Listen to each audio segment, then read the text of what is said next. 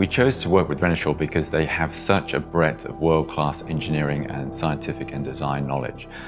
They are a tremendously well-resourced company with fantastic facilities and people.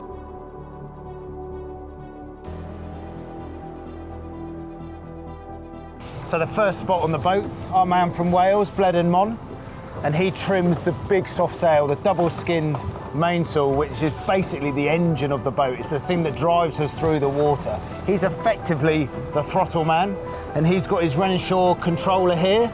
This has got plenty of gizmos and gadgets on it to trim the sail within an inch of its life and keep the roll of the boat absolutely perfect. Here we go, trimming our big main off.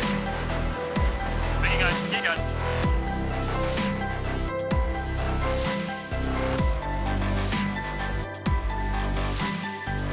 Okay, to the main man, Ben Ainsley, or as the sailing team call him, the governor. He's obviously driving the boat and all the calls come through Gov. He's involved in the speed loop, he's involved in the tactical loop, he's driving the boat around the course, and he's got a number of controls around him to help fly the boat perfectly and keep Britannia sailing at 100% at all times. 10 years ago, to think a scale of a monohull, 75-foot monohull, lifting up, foiling out of the water, going close to 60 miles an hour boat speed, you know, you wouldn't really have dreamt that that was possible.